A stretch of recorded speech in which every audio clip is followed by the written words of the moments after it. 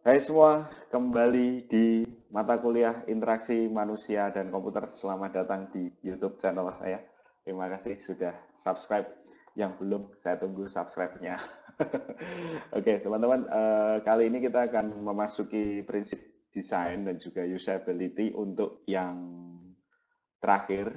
Ya, setelah kita bicara usability secara umum, web usability, lalu minggu lalu kita membahas tentang desktop usability. Kali ini kita akan membahas tentang prinsip desain UI dalam mobile apps ya. Yang paling rumit itu adalah kalau kita disuruh desain web ya.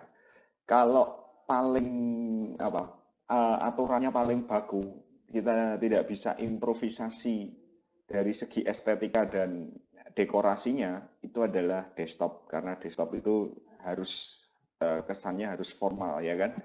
Sementara kalau kita mau masuk mobile, mobile itu simple dan rumit ya.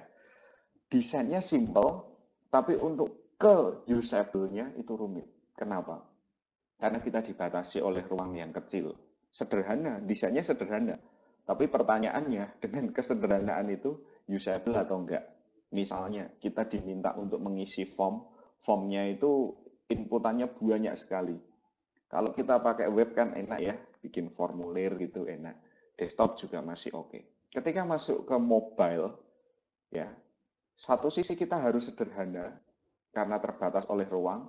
Satu sisi kita juga harus memenuhi permintaan dari sebuah aplikasi itu. Kalau misalnya disuruh ngisi form, biasanya form yang panjang itu kalau jadi ini ya daftar jadi apa nasabah bank itu kan isiannya panjang banget ya enggak. Nah itu kalau by mobile gimana misalnya? Atau mobile mobile apps-nya BCA kalau mau bikin daftar jadi nasabah itu gimana prinsipnya supaya satu sisi dapat ditangani dengan baik, namun sisi lain ya sisi lain juga harus memperhatikan prinsip kesederhanaan karena ukuran. Nah, oleh karena itu desain mobile apps itu sederhana tapi sebenarnya cukup sulit untuk uh, membangun usability-nya. Jadi masing-masing baik dari web, dari desktop maupun dari mobile mempunyai ciri khas masing-masing. Ada yang memberikan kebebasan berekspresi, ada yang memberikan kesan formal, dan ada yang memberikan kesan sederhana tetapi harus usable. Jadi tiga hal inilah yang teman-teman kita semua harus apa namanya perhatikan dalam prinsip desainnya. Baik, saya langsung aja masuk ke prinsip yang pertama dalam desain mobile ya.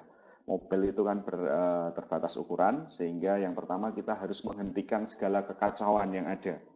Kekacauan antarmuka itu akan membebani pengguna dengan terlalu banyak informasi. Setiap tombol yang ditambahkan, gambar dan baris teks membuat layar menjadi lebih rumit. Jadi memang permintaannya itu aplikasinya itu harus ada tombol, harus ada form, harus ada gambar, harus ada teks ya. Memang idealnya menggunakan versi web. Tetapi di versi mobile, kita harus meminimalisir itu. Karena begitu itu banyak, itu akan membuat sistem kita semakin kacau. Kalau kita nggak pinter-pinter layoutingnya dan nggak pinter-pinter navigasinya, semua ditumpuk jadi satu dalam satu layar, harus di zoom ya kan. Kalau kalian ingat browser atau buka browser siasat ya, itu kan harus di zoom gitu ya teman-teman ya, harus ditarik gitu baru. Nah itu kan nggak elegan gitu ya, nggak usable juga untuk kita. Ya siasat memang versi mobilenya kan belum ada. Ya itu masih versi web yang kita buka di di browser mobile kita dan kebetulan belum responsif, belum mengikuti ukuran layar. Jadinya eh, semua komponen di sana ya membuat kerumitan gitu ya. Kemudian kekacauan user interface pada mobile itu jauh lebih buruk daripada desktop maupun web. Iya. Kalau kalian desain web atau desain desktop komponennya kacau itu masih di dalam kontrol pandangan mata. Lah kalau di dalam mobile ya sudah rumit, kontrol mata kita hanya terbatas di layar 7 inch atau 5,5 inch atau 4 inch ya, atau yang model apa model iPhone itu ya, yang kecil itu. Nah, kita harus scroll ke bawah, kebetulan tombol scrollnya disable, wah itu kekacauannya akan lebih buruk ya dibanding dengan kita menggunakan desktop atau web. Nah, kemudian yang ketiga, kita harus mengurangi komponen-komponen yang ada pada desain mobile, khususnya yang tidak mutlak diperlukan. Jadi kalau di web ada, misalnya apa ini, headernya ya, header yang slider yang bisa jalan itu di web ada, di mobile kita, kalau memang itu tidak mutlak penting ya kita bisa singkirkan, gitu ya. Jadi komponen yang tidak begitu penting, yang tidak mutlak penting, itu bisa disingkirkan. Kemudian poin keempat, setiap layar yang ada setiap layar yang didesain untuk aplikasi harus mendukung satu tindakan yang bernilai nyata bagi user. Hal ini membuatnya lebih mudah dipelajari dan lebih mudah digunakan. Jadi satu tampilan itu satu fungsi, teman-teman. Jangan sampai dalam satu layar fungsinya banyak ya. Misalnya kalian mau bikin CRUD ya, create read update delete atau insert update delete. Ya, satu layar itu ya jangan dicampur gitu. Kalau kalian pakai web nggak masalah atau pakai desktop nggak masalah. Kalian pakai tab gitu ya, nggak masalah. Kalau di mobile nggak bisa. Satu layar, satu fungsi. Contoh misalnya itu ya di slide saya tuh apa aplikasi Gojek ya enggak. Tahapannya Gojek itu kan kita harus set set lokasi kita, set destinasi kita, baru pesan gitu kan, istilahnya gitu ya. Set lokasi sama set destinasi lah dua itu. Ini jangan sampai dicampur gitu ya. Yang atas peta untuk mengambil lokasi, pick up location, yang bawahnya untuk pick up destination dalam satu tampilan. Ya kan nggak bisa teman-teman, nggak boleh seperti itu. Tampilan mobile itu satu fungsi harus dalam satu tampilan. Karena itu nanti kalau kita mau set location ya itu tampilan pertama. Mau set destination ya tinggal di next saja gitu ya. Selanjutnya apa? Gitu. Jadi jangan dijadikan dalam satu tampilan. Ya, CRUD tadi juga sama. Yang bagian insert ya satu tampilan, input itu satu tampilan. Nanti delete juga menu lagi.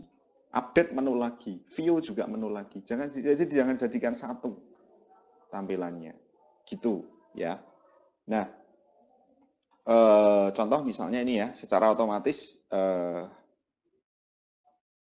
lokasi pengguna Gojek itu diambil berdasarkan data geografis.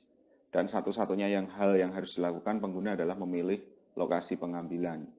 Prinsip yang kelima ini adalah mengurangi upaya yang harus dilakukan pengguna untuk mendapatkan apa yang diinginkan. Jadi yang perlu teman-teman perhatikan ketika mendesain itu kurangi upaya yang harus dilakukan user. Coba bayangkan kalau Gojek itu tidak menggunakan view atau model inputan berupa data peta gini ya, Google Maps seperti ini. Maka logikanya user itu harus input alamat, ya enggak, alamatnya mana, jalan apa, RT berapa, RW berapa, kelurahan apa, kecamatan apa, kabupaten kota mana, terus ada lagi ancer-ancer. Ancer-ancer ini bahasa Indonesianya adalah ancer-ancer itu apa ya? Patokannya ya kan. Oh, patokannya belakang apa misalnya belakang pos kamling atau depannya ada pohon jambunya atau samping toko ini. Nah, ribet sekali ya enggak? Kalian mau pesen Gojek disuruh ya, ini sudah nggak tahu lokasinya ya. Kalian harus nginput jalannya, nomornya, kemudian RT-nya, RW-nya, kode posnya. Nah, kita nggak bisa membuat kacau seperti itu. Tampilan kita nanti satu layar ya, layarnya iPhone kecil lagi, disuruh input panjang lebar seperti itu. Nah, susah kan? Karena itu dengan memberikan inovasi pick up by geographic location, itu jauh lebih mempermudah user, lebih usable. Dan yang kedua, menyederhanakan tampilan di layar kecil tadi. Jadi prinsipnya itu, teman-teman. Ya. Oke, itu prinsip pertama, kita harus menghentikan kekacauan dengan 5 poin yang ada di sini. Poin yang kedua, kita harus menjadikan navigasi itu cukup jelas. Jadi navigasi. Mobile apps itu navigasi harus berperan penting sekali. Mengingat aplikasi kita tidak bisa, kalau aplikasi kita besar atau cakupannya luas, itu kita nggak bisa kerjakan aplikasi kita dalam, apa namanya, kerjakan aplikasi kita hanya dalam satu tampilan, sajikan aplikasi kita dalam satu tampilan, nggak bisa. Dalam berbagai tampilan tadi. Ya, dengan demikian navigasinya harus jelas. Prinsip yang pertama, navigasi itu perpindahan halaman ya. Navigasi yang baik harus terasa seperti tangan yang tak terlihat yang memandu pengguna sepanjang perjalanan mereka. Prinsip-prinsip navigasi seluler yang baik adalah yang pertama, navigasi harus jelas. Anda harus menggunakan penanda yang tepat, metafora visual yang benar. Bahasa Indonesianya metafora visual yang benar. Bahasa Inggrisnya icon. Jadi ikonnya harus benar. Sehingga navigasi tidak memerlukan penjelasan apapun dan memastikan bahwa setiap elemen navigasi seperti icon itu mengarah ke tujuan yang tepat. Ini contohnya ya teman-teman ya. Ini saya ambilkan contoh punya Apple ya.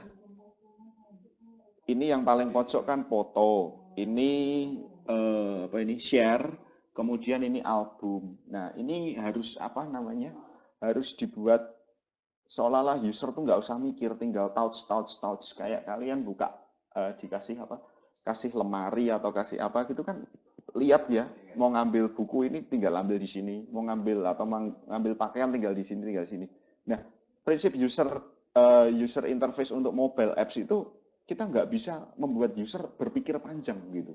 Jadi gunakan icon sebagai navigasi yang mewakili tujuan. Misalnya ini eh, seperti ini ya. Nah, ini ikonnya di bawah semua. Jangan sampai yang icon foto di sini, nanti yang share di atas, yang album di sini. Nah, ini kan bikin user mikir. Kemudian ini juga ikonnya harus paling tidak representatif. Misalnya share itu kita kita generalisir dengan gambar awan ya, karena kalau gambar awan itu sudah pasti biasanya cloud ya kan. Cloud itu biasanya saling berbagi ya. Kalau foldernya seperti ini, branchasnya tertutup, itu berarti model album ya. Album itu berarti nah seperti ini. Tapi kalau ini branchasnya terbuka, sudah file-file terbuka, berarti sudah apa file-filenya sudah bisa dilihat. Nah, ini juga adalah navigasi yang merepresentasikan kemudahan. Navigasi seluler harus konsisten untuk aplikasi. Jangan pindahkan kontrol navigasi ke lokasi baru atau sembunyikan di halaman lainnya. Tadi yang saya cerita, ini navigasi di sebelah sini semua, ya sebelah sini semua, gitu. Jangan sampai ini di sini, nanti begitu masuk ke halaman share, nah ini 3 menu ini pindah di atas. Nanti pas masuk menu album, tiba-tiba turun ke bawah. Nah, itu nggak konsisten. Jadi konsisten ya, Instagram itu konsisten. Di bawah itu navigasi jelas. Jangan sembunyikan navigasi. Ya, kecuali pas lihat story memang navigasinya Instagram nggak muncul ya. Tapi kalau kalian lihat Instagram baik-baik, mau kalian home, mau kalian explore atau search, mau kalian apa namanya lihat notif ya, yang love itu, kemudian lihat profil Anda, itu semua navigasi 5 navigasi itu tetap ada di bawahnya itu. Jadi tetap ada di sana. Jadi harus tetap konsisten. Mau pindah halaman harus tetap ditampilkan. Kalau nggak ditampilkan kenapa? Lah ini susah gitu loh. Mobile itu udah terbatas, navigasinya mau dibuat sembunyi sana, sembunyi situ. Nah, itu juga nggak cocok. Ya, itu prinsip yang kedua, teman-teman. Kita masuk ke prinsip yang ketiga. Tampilannya harus konsisten di berbagai model device. Ya, tidak sedikit aplikasi mobile itu turunan dari aplikasi-aplikasi besar, baik itu desktop maupun apa namanya web. Ya, jadi jangan memikirkan desain ponsel atau desain mobile itu secara terpisah. Ciptakan pengalaman tanpa batas di ponsel, desktop, dan tablet itu sangat penting bagi usernya. Contohnya ini misalnya, Anda dapat mengatur daftar putar di Mac Anda, dan itu akan segera tersedia di iPhone Anda. Apple mengakui bahwa sementara desain aplikasi seluler masih sangat penting. Menciptakan pengalaman tanpa batas, iPhone dan desktop dan iPad sama pentingnya bagi pengguna. Jadi versi mobile, versi desktop maupun versi tablet itu konsisten tampilannya. kalaupun berubah, layoutingnya saja menyesuaikan, tapi pemilihan warna, pemilihan navigasi, sebisa mungkin tetap ada. Bahkan tadi kontennya pun sinkron gitu ya. Misalnya muter apa namanya, muter musiknya di Mac atau di iPad, dibuka di iPad, usernya sama ya, sinkron dengan yang di iPhone, maka nanti playlistnya yang pernah dilihat atau yang sedang diputar itu sinkron. Ya, saya kebetulan nggak pakai Apple ya, tapi paling tidak di Android misalnya kita pakai Spotify gitu kan, pakai Joox gitu. Spotify itu sinkron ya, Anda buka di browser PC Anda, kemudian Anda buka di mobil, ya, bahkan bisa saling mengendalikan. Nah, itu menciptakan pengalaman tanpa batas. Jangan sampai Facebook yang di versi Android dengan yang versi browser PC beda tampilan, ya. Jago main Facebook di PC, tapi begitu download yang apa mobilenya, mobile apps-nya, lu kok beda? Menunya beda, warnanya beda. Nah, itu berarti kita tidak menciptakan pengalaman tanpa batas. Jadi tampilannya harus konsisten di berbagai model device, gitu ya. Lalu bangunlah desain touch yang ramah jari. Nah, kalau dulu mungkin mobile apps basicnya masih yang jadul ya, masih model Symbian itu ya, model Nokia yang zaman dulu, mungkin nggak touchscreen, tapi sekarang kan arahnya semua mobile apps itu kan touchscreen. Maka kita harus mendesain teman-teman touchscreen sentuhan yang ramah jari. Ya, ramah jari itu artinya dengan jari kita senang tersenyum, senang menyapa gitu ya. Ya, ramah jari itu artinya membuat target dengan ukuran cukup besar sehingga mudah bagi pengguna untuk mengetuk. Jadi kita harus ukur nih, rata-rata jari tangan manusia itu apa ini namanya berapa lebarnya? Itu sekitar 7 sampai 10 mm ya, milimeter sehingga dapat disentuh. Jadi kalau ini misalnya seperti ini ya. Nah, Anda harus ukur ini berapa mili ya rata-ratanya. Jangan sampai seperti gambar yang di sini ya. Ini nggak bagus ya. Tombolnya kecil, jarinya sama jari manusia, gede jari manusia lah, jejer lagi. Apa itu? Cancel sama save dalam satu sentuhan nih, ya kan? Dalam satu sentuhan. Lah ini macetnya nanti macet. Nyentuhnya ya. Nyentuhnya nanti bisa jadi keliru, mau cancel malah save, mau save malah cancel. Makanya dibuat ini teman-teman, apa? Ya, touchable dengan jari kita. Ukurannya 7 sampai 10 mili sehingga dapat disentuh jari secara akurat. Target tersebut memungkinkan jari pengguna untuk masuk dengan pas ke dalam target. Pengguna akan tahu bahwa mereka mengenai target dengan akurat. Juga pastikan space-nya antar tab-nya, antar tombol ini ada space-nya, jangan gandeng ya. Kalau gandeng nanti ya tadi mau nyentuh satu dapat semua. Nah, kalau kalian perhatikan aplikasi mobile itu kan tombolnya gede-gede ya. Kalau kalian bangun web yang misalnya pakai Bootstrap gitu ya, yang sudah responsif, itu tombol sekarang tuh gede-gede teman-teman. Kalian bandingin aja aplikasi Siasat, itu kan aplikasi 10 tahun yang lalu. Tombolnya kan masih Visual Studio banget gitu ya, karena dibangun pakai ASP kan. Tombolnya tuh tombol yang masih eh, apa menerima perlakuan by pointer mouse, klik, jadi kecil-kecil. Sehingga ketika di mobile, ya tadi harus di zoom ya kan. Beda cerita dengan aplikasi-aplikasi mobile sekarang, misalnya Instagram, Facebook ya. Itu tombolnya kan gede-gede. Demikian juga dengan framework CSS Bootstrap gitu kan. Itu responsive website, itu semua tombol gede-gede loh. Ya, karena memang dia disesuaikan untuk mobile apps-nya. Begitu masuk mobile, kalian bikin form, itu formnya pasti turun ke bawah semua.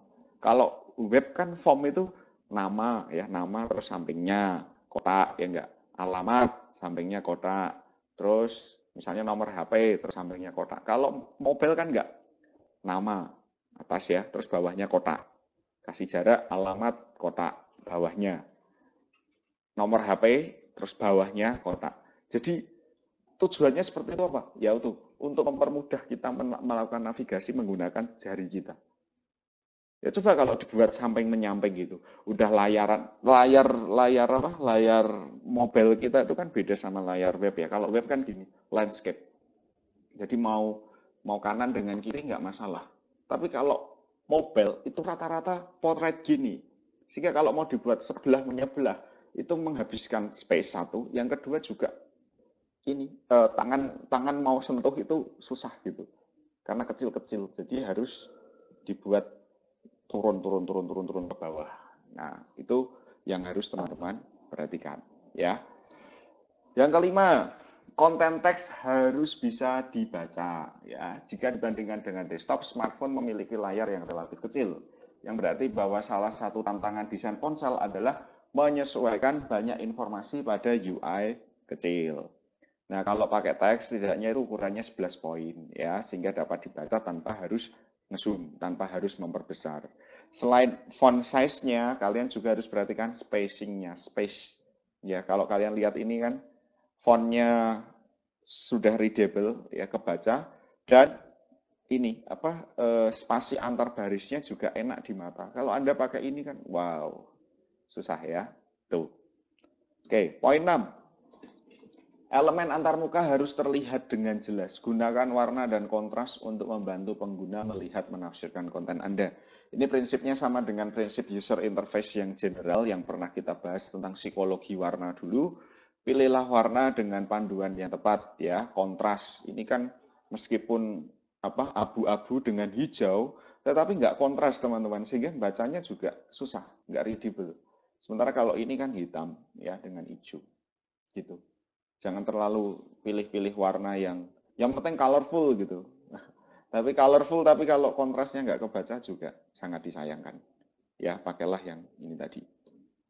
Nah, ini peletakan kontrol desain berdasarkan posisi tangan ya. Posisi tangan Anda ketika main HP itu seperti ini ya, teman-teman ya. Stephen Huber dalam penelitiannya tentang ini ya, sebentar saya besarkan dulu. Ini fontnya nggak kelihatan juga.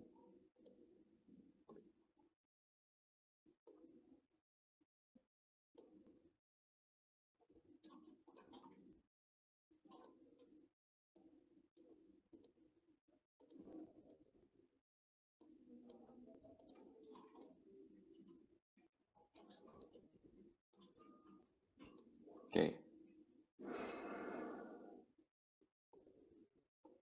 Stephen Huber dalam penelitiannya tentang penggunaan perangkat seluler menemukan bahwa 49% orang menggunakan satu jempol untuk menyelesaikan pekerjaan di ponsel. Karena begitu Anda pegang ponsel, pasti satu tangan. Kecuali main game. Ya, main game dibuat landscape kan gini, beda cerita ya. Nih. Tapi secara general, kalau handphonenya itu dalam posisi potret, pasti dipegangnya gini. Ya, beda dengan mak-mak dan bapak-bapak. Gini, HP-nya dipegang sini, tangannya gini. Ya enggak? Tapi kalau sudah kayak kalian expert gitu ya, mau guling-guling sambil tidur pun, HP itu dalam satu genggaman gitu ya. Ya, ini jari apa ini? Ibu jarinya itu lincah sekali. Nah, 49% menggunakan satu ibu jari untuk menyelesaikan semua pekerjaan di ponsel. Nah, ini pemetaan ya teman-teman ya, pemetaan dari Stephen Huber itu kalau warna hijau itu adalah area yang mudah dijangkau pengguna.